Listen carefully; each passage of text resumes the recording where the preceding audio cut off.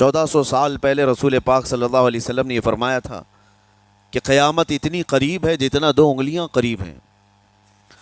اور اب کے زمانے میں تو قیامت کے سلسلے میں جو حضور پاک صلی اللہ تعالیٰ علیہ وسلم نے نشانیاں بتائی تھی وہ تقریباً پوری ہو گئیں، بڑی نشانیوں کو چھوڑ کر. اور یہ بھی حدیث پاک میں ہے کہ اگلا زمانہ اتنی تیز گزرے گا کہ تمہیں اس کا اندازہ ہی نہیں ہوگا. زمانوں پر زمانے آتے چلے جائیں گے. یہ جو آخری وقت کی نشانیاں ہیں، میں صرف مختصر سا ایک پیغام دوں گا. شعبان کا مہینہ ہے، یہ رسول پاک صلی اللہ تعالیٰ علیہ وسلم کا مہینہ ہے. اور رمضان کے بعد سب سے زیادہ حضور پاک صلی اللہ تعالیٰ علیہ وسلم کو روزے کی حالت میں کسی مہینے میں دیکھا گیا تو شعبان کا مہینہ. فرمایا گیا کبھی کبھار پورے شعبان کا مہینہ حضور صلی اللہ علیہ وسلم روزے سے رہتے. اور یہ ارشاد فرماتے کہ یہ مہینہ ایسا ہے جس میں سارے لوگوں کے اعمال اللہ کے حضور جاتے ہیں، پیش کیے جاتے ہیں. اور میرے آقا فرماتے ہیں اس حال میں میرے اعمال پیش کیے جائیں اللہ کی بارگاہ میں کہ میں روزے کے عالم میں ہوں. جب میرے اعمال پیش کیے جائیں اللہ کی بارگاہ میں تو میں روزے کی حالت میں ہوں. تو یہ شعبان کا مہینہ جو اب رمضان المبارک کے قریب کر رہا ہے، لیکن بعض بزرگوں نے یہ بھی فرمایا شعبان میں موتیں بھی کثرت سے ہوتی ہیں. لوگوں کا یہاں پر حساب کتاب 15ویں شعبان کو جو اب شب برات آنے والی ہے لکھ دیا جاتا ہے. سال بھر میں کیا کیا ہونے والا ہے، کتنے لوگ جانے والے ہیں. کئی لوگوں کی کتابیں بند کر دی جاتی ہیں. حدیث پاک میں یہ بھی ہے کہ فیصلہ اللہ تعالیٰ فرشتوں کے حوالے فرما رہا ہوگا. حالانکہ جب ہم ماں کے پیٹ میں تھے تبھی لکھ دیا گیا ہے کہ کتنی عمر ہے، لیکن فرشتوں کو جو ٹرانسفر کیا جاتا ہے سال میں ایک مرتبہ، اگلے سال ان کا کیا کیا ہونا ہے. اور حدیث میں ہے کسی کے متعلق فرشتوں کو یہ کہا جا رہا ہوگا کہ فلاں 1 مہینے بعد، 2 مہینے بعد، 1.5 مہینے کے بعد اس کی فلاں وجہ سے موت آئے گی، لیکن وہ بندہ شادی کی تیاری کر رہا ہوگا. وہ بندہ جس کے موت کا آرڈر جاری ہو چکا ہے، فرشتے لے چکے ہیں، وہ اپنے کاروبار کے اور اپنے گھر بار کے بنانے میں مصروف ہوگا. اسے اندازہ تک نہیں ہوگا کہ شعبان کے اس مہینے میں اس کی موت کا پروانہ نکل چکا ہے. اسی لیے میں عرض کر رہا ہوں قرآن کی آیت اقترب للناس حسابهم وهم فی غفلۃ معرضون. اللہ فرماتا ہے لوگوں کا حساب بہت قریب آ چکا جبکہ وہ غفلت میں پڑے ہوئے ہیں. اب جس زمانے میں آپ زندگی گزار رہے ہیں یہ اتنی تیزی سے آپ کے اوپر سے گزر جائے گا کہ آپ کو احساس تک نہ ہوگا. بلکہ ایک حدیث کا مفہوم یہ بھی ہے کہ جوان بوڑھے نظر آنے لگیں گے اور بچے جوان نظر آنے لگیں گے. وہ دور آئے آج. بچے تو ہمارے جوان ہو ہی چکے ہیں. جو 6 سال کے بچے ہیں، 5 سال کے بچے ہیں، جن کو حقیقت میں بچہ کہا جاتا تھا، اب کے زمانے میں وہ بچے ہی نہیں رہ گئے ہیں. 8 سال کے بچے وہ بچے ہی نہیں رہ گئے. ساری اسکولوں کے حالات ہمارے پاس آئے دن نئی نئی خبریں آتی ہیں. 3ری جماعت کا، 4تھی کلاس کا بچہ خطرناک قسم کے نشوں میں مبتلا ہے جو بڑے بڑے جوان بھی نہیں کیا کرتے تھے. تو بچہ کہاں رہا؟ حضور پاک صلی اللہ تعالیٰ علیہ وسلم نے فرمایا تھا بچے جوان لگیں گے اور جوان بوڑھے. اور جوانوں کی حالت یہ ہے کہ سارے مزے اپنے بچپن میں اتنے کر لیے کہ جوانی میں طاقت ہی ختم ہو گئی. 25 سال کی عمر میں ایسے لگتے ہیں جیسے کہ بوڑھاپا آ گیا، کمزوریاں آ گئیں. 30 سال پہلے کے دور میں 40 سال کو بھی جوانی کہا جاتا تھا. اب کے دور میں 40 سال تو بوڑھاپا ہو گیا. 30 سال کی عمر کے بعد آج کے نوجوانوں کے جواب دینے لگ جاتے ہیں. اس کی وجہ یہ ہے کہ بچپن میں اپنے آپ کو برباد کر لیا، بچپن میں اپنے آپ کو ختم کر لیا. تو جو بچپنا تھا اس کو جوانی میں بتا دیا، اور جو جوانی ہو بڑھاپے میں. اور جو بوڑھے اصل بوڑھے ہیں جن کو 60-70 سال کی عمر ملی ہوئی ہے، یہ اللہ تعالیٰ کی طرف سے ان کے لیے نعمت ہے. باقی قیامت کے قریب جو حالات ہیں وہ اس طرح کے ہیں. اور مزید میں آپ کو یہ بھی بتا دوں کہ زمانہ ترقی کرتے کرتے تمہیں ایسا سست اور کاہل بنا دے گا کہ تم کوئی کام کے لائق بھی نہیں رہ جائیں گے. بہت ساری چیزیں ہم سے رخصت ہو رہی ہیں، ہمیں اندازہ بھی نہیں. ابھی کل ہی میں ذکر کر رہا تھا ابھی 10 سال پہلے 20 سال پہلے جو چیزیں ہمارے آنکھوں کے سامنے موجود تھی وہ اب غائب ہو چکی ہیں۔ خالی وقت اسے ملے تو نشہ بھی یاد آ جائے، خالی وقت اسے ملے تو عورتوں کی طرف میلان بھی بڑھ جاتا ہے، خالی وقت اسے ملے تو اس کو دولت لٹانے اور عیاشی کرنے کی فکر بھی سوار ہونے لگتی ہے۔ اپنے آپ کو کسی چیز میں مصروف کر لے، اور سب سے بہترین مصروفیت کیا ہے؟ اللہ اور اس کے رسول کا ذکر پاک ہے۔ یہ سب سے بہترین مصروفیت ہے کہ تم نے اپنے آپ کو اس میں مصروف کر رکھا تو اللہ تعالیٰ دنیا کی تمام مصروفیتوں سے تمہیں آزاد کر دے گا، برائیوں سے آزاد کر دے گا۔ قرآن میں رب تعالیٰ فرماتا ہے وَقَالُوا حَسْبُنَا اللَّهُ وَنِعْمَ الْوَكِيلُ، جنہوں نے یہ کہا ہمارا رب ہمارے لیے کافی ہے، ہمارا اللہ ہمارے لیے کافی ہے، اور کیا ہی بہترین مددگار ہے، کیا ہی بہترین وکیل ہے جس نے یہ کہا۔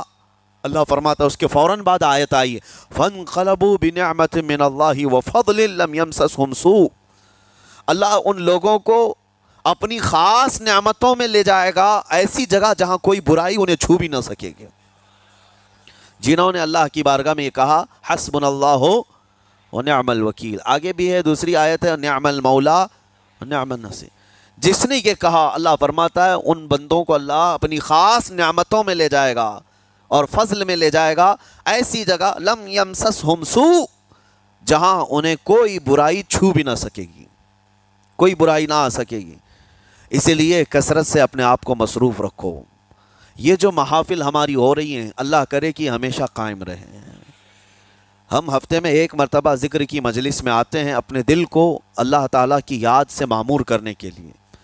ویسے کھانا تو دن میں 3 مرتبہ اور کوئی تو 5 مرتبہ کھاتے ہیں۔ اپنے جسم کا بھرپور خیال رکھا جاتا ہے، ہماری روح کے خیال کے لیے ان مجلسوں میں آنا ضروری ہے۔ یہ مجلسوں کی پابندیاں، اور اگر آپ اس کو ہی یہ سمجھ کر نہ چلیں کہ ہم نے ایک بار ہفتے میں ذکر کر لیا تو اب کافی ہے۔ ہماری گاڑی بھی جو ہے پیٹرول بار بار مانگتی ہے، اس کو جس طرح سے چلاتے ہیں اس طرح سے اس کی خواہش بھی ہے۔ روزانہ گاڑی کو اگر کہیں کھڑی کر رکھیں تو زیادہ پیٹرول نہیں لگے گا، لیکن چلتی رہے تو بار بار پیٹرول کی ضرورت ہے۔ ہم میں سے ابھی کوئی ایسا نہیں ہے جو بستر پر پڑا ہوا ہے، ہر کوئی چل رہا ہے، پھر رہا ہے، دنیا میں مصروف ہے۔ تم اپنے کھانے پانے بھی کر رہے ہو، لوگوں سے ملاقات بھی کر رہے ہو، اس کا مطلب ہے تمہاری گاڑی چل رہی ہے اور اس کو پیٹرول بار بار چاہیے۔ اور یہی جو ایندھن ہے، یہ پیٹرول ہے، اس کا کام یہ اللہ تعالیٰ کا ذکر کرتا ہے۔ تمہارے جسم کو بیلنس رکھنے کے لیے، تمہاری فکروں کو بیلنس رکھنے کے لیے، تمہارے دماغ کو صحیح سلامت ایک نہج پر رکھنے کے لیے یہ ذکر کی محافل قوت دیتی ہیں۔ اگر اس ہفتے میں آپ نے ذکر کیا نہیں ہوا تو آپ اپنے ہی گھر پر سونے سے قبل بستر پر بیٹھ کر کیوں اللہ کا ذکر نہیں کر لیتے؟ 5 منٹ 10 منٹ اس مولا کو پکار کر کے سونے میں کیا حرج ہے؟ لوگ موبائل دیکھتے، گانے سنتے، فلمیں دیکھتے ہوئے سو جاتے ہیں، لیکن اللہ رب العزت کو یاد کر کے سونے والا، میرے عزیزو، قرآن میں مولا فرماتا ہے فَاذْكُرُونِي أَذْكُرْكُمْ، اس کا وعدہ ہے تم مجھے یاد کرو میں تمہیں یاد کروں گا۔ اور اس کی تفسیر میں اللہ تعالیٰ کے اس قول میں، اس فرمان کی تفسیر میں بزرگوں نے فرمایا اللہ کیسے یاد کرتا ہے بندے کو؟ اللہ بندے کو کیسے یاد کرتا ہے؟ جب تم اس کی یاد میں مصروف رہے، اپنے آپ کو بزی کر رکھا، اللہ تمہیں کیسی جگہ یاد کرتا ہے؟ فرماتے ہیں مفسرین کہ بندہ تو لوگوں میں اللہ کو یاد کیا، اور اللہ بندے کو فرشتوں میں یاد کرتا ہے۔ فرشتوں کے درمیان تمہارا ذکر ہونے لگتا ہے کہ فلاں کا بیٹا فلاں آج میرا ذکر کر رہا تھا۔ آج محفل ذکر سے جتنے نکلیں گے اللہ کریم ہمارا ذکر فرشتوں میں ضرور فرمائے گا، فرشتوں میں ضرور ذکر ہوگا کہ فلاں بندہ آج ذکر میں مشغول تھا۔ اور پھر یہ بھی فرمایا بزرگوں نے، مفسرین نے، کہ اللہ تعالیٰ وہاں یاد کرتا ہے جہاں فرشتے ہوں، فرشتوں کی محفل میں تمہارا ذکر۔ اور اس کے علاوہ یہ بھی فرمایا گیا کہ تم دنیا میں زندگی میں اسے یاد کرتے تھے اور وہ تمہیں مرنے کے بعد قبر میں یاد کرے گا۔ جب دنیا تمہیں چھوڑ دیتی ہے تب اللہ تعالیٰ تمہیں یاد فرماتا ہے۔ فَاذْكُرُونِي أَذْكُرْكُمْ کا مطلب یہ ہے وہ تمہیں یاد فرمائے گا، لیکن اس کے لیے کثرت سے تم اللہ کو یاد کرو، اللہ کو یاد کرو۔ تو بہرحال میرے عزیزو، قیامت کی نشانیاں جو ہم نے آج مختصر آپ کے سامنے رکھی، وہ بہت تیزی سے تمہارے سروں پر آ رہی ہیں اور تمہارے ہاتھوں سے بہت سارے کام اب چھن جائیں گے۔ ابھی آپ ترقیات میں خوشی سے بات کرتے ہوئے بیٹھتے ہیں نا، ڈسکس کرتے رہتے ہیں کہ سنا ہے ایسی کار آ رہی ہے کہ وہ اب بغیر ڈرائیور کے چلے گی، روبوٹ سے چلے گی۔ اس کو تو ہم خوشیوں میں ڈسکس کرتے ہیں کہ اچھا ایسا ہونے والا ہے۔ پہلے ایسا تھا کہ موبائل آپ بٹن کے دباتے تھے، کسی نے اگر خبر کر دیا کہ نہیں بعد میں صرف ٹچ کرنے سے آتا ہے تو آپ کہتے اچھا ایسا بھی آنے والا ہے۔ لیکن آپ کوئی کہے تو آپ کو کوئی تعجب نہیں، ٹچ اسکرین، کوئی تعجب کی بات نہیں، بنا ڈرائیور کے گاڑیاں آ جائیں گی۔ اس طرح ہوتے ہوتے نظام زندگی اس قدر بدل جائے گا، اس قدر بدل جائے گا۔ آج میری یہ بات نوٹ کر کے رکھ لیں، زندگی باقی رہی تو 10 سال بعد انشاءاللہ ہم ملاقات کریں گے، اگر اللہ نے زندگی باقی رکھی، اور اس کے بعد پھر ہماری یہ باتیں میچ کر کے دیکھیں کہ کیا کیا ہوا ہے اور کیا کیا دنیا بدل چکی۔ اسی لیے میں کوئی بھوشوانی نہیں کر رہا ہوں، اور نہ ہی کوئی جوتش بابا ہوں طوطا لے کر جو بیٹھتا ہے، یا تمہارے ہاتھوں کی لکیریں دیکھ کر کے کوئی فیوچر بولنے والا نہیں۔ مصطفیٰ کریم صلی اللہ تعالیٰ علیہ وسلم کی احادیث سے جو قیامت کے قریب ہونے والے رونما ہونے والے واقعات ہیں، میں ترجمانی کر رہا ہوں حضور کی حدیثوں کی، اس لیے کہ ہمیں پتہ ہے دنیا کے سارے سائنسدان جھوٹ بول سکتے ہیں، مدینے والے کی بات جھوٹ نہیں۔ میرے آقا صلی اللہ تعالیٰ علیہ وسلم کا فرمان جھوٹا نہیں ہو سکتا۔ اس لیے اگلا دور جو آ رہا ہے وہ بڑا سخت ترین ہے۔ اب آپ دیکھیں محنت سے عاجز، ہر چیز سے محنت سے تمہیں نکال لینا ہے۔ میں نے تو لکھنے پڑھنے کی ایک مثال دی کہ تمہارے ہاتھوں سے قلم چلا جائے گا، تمہارے پاس سے کتابیں جو پرنٹ ہوتی تھی یہ بھی چلی جائیں گی، بس تم موبائل میں آڈیو کتابیں سنتے رہو۔ اور دور تو ایسا ہوگا کہ کچھ لکھنا بھی ہے، وہ بھی ابھی آ ہی چکا ہے، وائس کمانڈ جو ہوتا ہے اس کو بولو وہ لکھ کر کے دے دے گا۔ تم اس میں موبائل میں جو بولو گے وہ ٹائپ بھی ہو جائے گا۔ تو جب آپ کے بولنے سے سب لکھ بھی جاتا ہے تو قلم اٹھانے کی ضرورت کیا ہے؟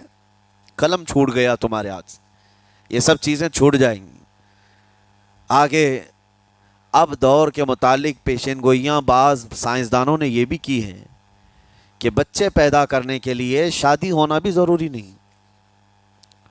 یہ دنیا کا پلان ہے، یہ میں فطرت خداوندی کو نہیں بتا رہا، اللہ کے قانون کے خلاف ہے، لیکن دنیا یہ بھی چاہتی ہے کہ شادی کی بھی ضرورت نہیں، بچے ہم لیب میں پیدا کریں گے، لیبارٹری کے اندر ماں کی جیسے رحم دانی ہوتی ہے، بچہ دانی، آرٹیفیشیل اس کو تیار کر کے اس کے اندر کسی مرد کے نطفے کو رکھ کر اس کو وہیں پروان دیا جائے گا۔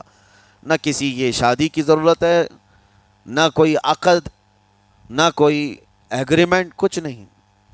جس کو بچہ چاہیے وہ لیب سے خرید لے، ہر طرح کی چیزوں سے تمہیں آری کر دیا جائے۔ ابھی تو بہت سارے لوگ سوال بھی کرتے ہیں ہم سے ٹیسٹ ٹیوب بیبی کے متعلق، جس کو بچے نہیں ہو رہے ہیں، کیا وہ اس طرح سے ٹیسٹ ٹیوب بیبی سے جو آج ایک طریقہ کار ہے بچے پیدا کر سکتے ہیں یا نہیں؟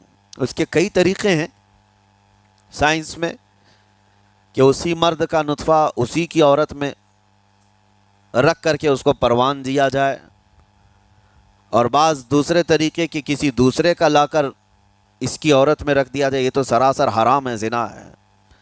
لیکن ائمہ اکرام فقہاء اکرام نے حلال رشتے کے اندر ہی مرد اور عورت جو شادی شدہ ہیں ان کو بھی اس طریقے سے بچہ حاصل کرنے کی اجازت نہیں تھی، وہ ناجائز ہے، ناجائز ہے۔ بچے دینا یہ اللہ کی شان ہے۔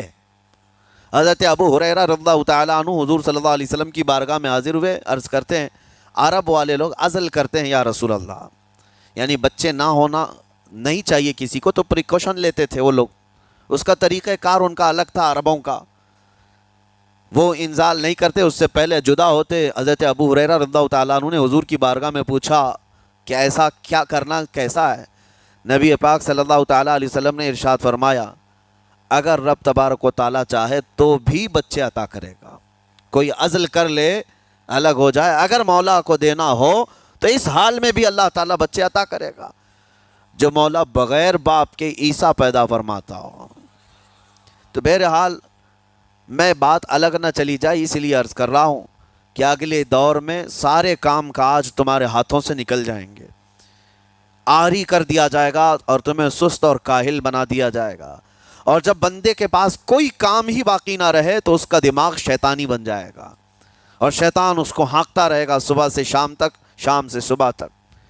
اور میں آپ کو بتا دوں دنیا یہ چاہتی ہے کہ رات کو دن بنا دے، یعنی کوئی رات کا تصور ہی نہ رہے، نہ اندھیرا ہے نہ ہی کوئی اس طرح کی تاریکی، بلکہ پورا ٹوٹل 24 آورز ایسا ہی اجالا دکھنا چاہیے۔ تمہاری نیندیں ختم ہوں، کسی کے لیے بھی اندھیرا ہو گیا چلو سوئیں، یہ اللہ کے جتنے نظام ہیں اس سے یہ دنیا چھیڑ چھاڑ کرنے کی کوشش کر رہی ہے۔ یہ جو خفیہ طاقتیں ہیں دنیا کو جو چلا رہی ہیں، وہ فری میسن ہوں اور سیکریٹ تنظیمیں جو آج دنیا میں کام کر رہی ہیں، وہ قانون خداوندی سے چھیڑ چھاڑ کرنا ان کی فطرت عادت ہے۔ ہر چیز جو اللہ تعالیٰ کی بنائی ہوئی، پہاڑوں کو اپنی جگہ سے ہٹا دینا۔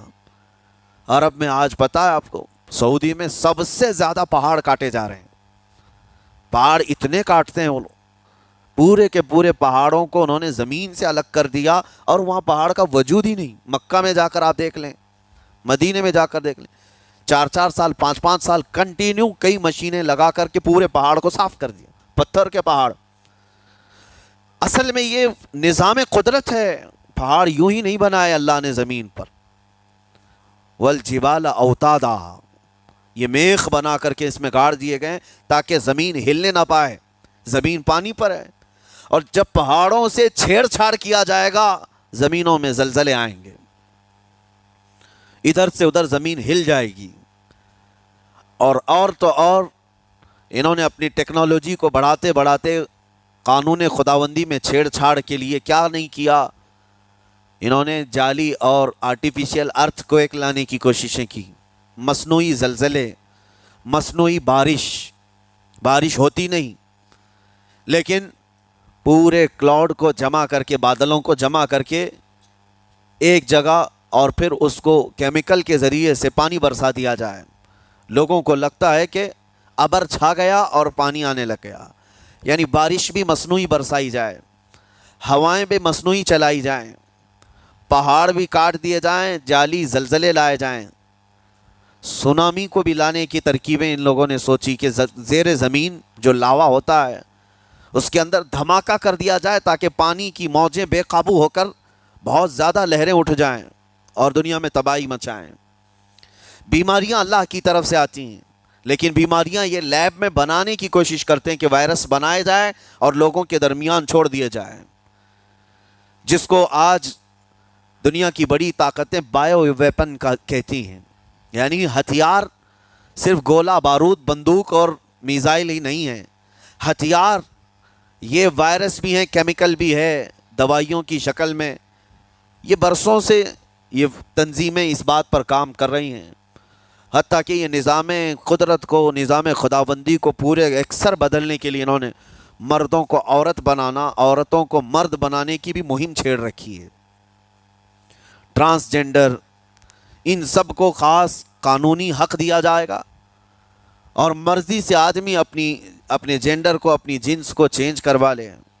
یہ قانون خداوندی میں چھیڑ چھاڑ ہے نہیں، اور انسان کو جس کام کے لیے پیدا کیا گیا تھا اس کام سے اس کو عاری کر دیا جائے، کاہل بنا دیا جائے۔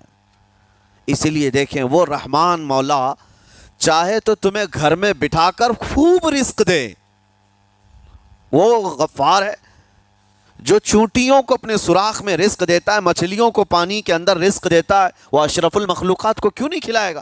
لیکن اس کا حکم یہ ہے اذا قضیت الصلاۃ فانتشروا فی الارض، جب نماز پڑھ لو تو زمین میں پھیل جاؤ اور اللہ کا رزق ڈھونڈو۔ یہ نہیں کہ گھر میں بیٹھ کر کے تم پکارتے رہو رزق آ جا، رزق آ جا، رزق آ جا، یہ نہیں ہے۔ تمہیں کیوں؟ تم کاہل اور سست نہ بنو، تمہیں فرمایا گا ہاتھ پیر چلاؤ۔ نبی پاک صلی اللہ تعالیٰ علیہ وسلم نے ارشاد فرمایا دنیا کا سب سے بہترین رزق وہ ہے جو اپنے ہاتھوں کی کمائی، محنت سے۔ اور حضور فرماتے ہیں اللہ کے نبی داؤد علیہ السلام لوہے کا کام کرتے اور خود اپنے ہاتھوں سے لوہے کو تپا کر کے نقش بناتے اور لوہے کی زرہ جو جنگوں میں پہنی جاتی یہ بنا کر کے بیچتے تھے، اور اس کی آمدنی سے حضرت داؤد علیہ السلام اپنا گھر چلاتے تھے۔ حضرت ادریس علیہ السلام کپڑے سلتے تھے، درزی کا کام کرتے اور اپنا گھر چلاتے۔ حضرت ابراہیم علیہ السلام گھر بنانے کا کام کرتے رہے۔ اسی لیے نبی پاک صلی اللہ تعالیٰ علیہ وسلم نے فرمایا اللہ کے سارے نبی اپنے ہاتھوں کی کمائی کھایا کرتے تھے، کوئی گھر بیٹھ کر کے نہیں۔ جو لوگوں کو آج یہ شوق ہے کہ بس کسی کو جائیداد میں کچھ پراپرٹی ملی تو کرائے پر چڑھا دو اور کرایہ کھاتے رہو، کیوں محنت کرنا ہے، کوئی کام کیوں کرنا ہے؟ میں یہ نہیں کہتا کہ کرایہ مت کھاؤ، کھاؤ کرایہ، لیکن اپنے جسم کو ایسا کاہل اور سست بناؤ گے تو یہ شیطان کی آماجگاہ بن جائے گا دماغ، اور اتنے گناہ کرنے لگ جاؤ گے کہ تمہارے کنٹرول میں نہیں رہے گا۔ تم اس کو جتنا خالی اور سست چھوڑو گے، یا آلریڈی جو سائنسدانوں نے چوہوں پر ایکسپیریمنٹ کر کے جو دیکھا، اکثر ایسا ہوتا ہے کہ چوہوں پر جو تجربہ کیا جاتا ہے انسان کے فطرت سے بہت زیادہ میل کھاتا ہے چوہوں کی طبیعت۔ اسی لیے آپریشن تھیٹر میں بھی سکھانے کے لیے چوہے اور مینڈک کا استعمال ہوتا ہے۔ دوائیاں بھی جو سب سے پہلے بنتی ہیں وہ چوہوں کو کھلا کر دیکھی جاتی ہیں۔ انسان کی طبیعت زیادہ اس سے میل کھاتی ہے، تو جو چوہوں کو ساری سہولیات دے دی گئی تھی تو وہ آپس میں شہوت میں مبتلا ہو گئے اور ایک دوسرے کا قتل کرنے لگے۔ یہی حال انسانوں کا بھی ہوگا، جب ان کو ساری سہولیات ایک جگہ مل جائیں گی تو یہ ایک دوسرے کا قتل شروع کر دیں گے، یہ کثرت سے گناہ کرنے لگیں گے اور ایک دوسرے کا قتل کریں گے۔ اسی لیے آپ کو میں جو بات کہہ رہا تھا وہ ادھوری رہ گئی۔ وہ رب تبارک و تعالیٰ چاہے تو گھر بیٹھا کر تمہیں کھلائے، لیکن آپ مجھے یہ بتاؤ، یہ جو مسجد میں بلاتا ہے تمہیں رب تعالیٰ 5 وقت، فجر میں، ظہر میں، عصر میں، مغرب میں، عشاء میں، اور ہر ایک میں تمہیں اپنی پیشانی زمین پر رکھنی ہے، ہاں ایک مخصوص طریقہ ہے، کیوں؟ اللہ کریم کیا تمہارے ان اعمال کا محتاج ہے؟ محتاج ہے رب تعالیٰ کہ تم جتنے سجدے کرو گے اس کا پاور بڑھے گا، اس کی طاقت بڑھے گی، تمہاری عبادتوں سے اس کے خزانے بڑھیں گے؟ کچھ نہیں ہونا ہے، وہ بے نیاز ہے۔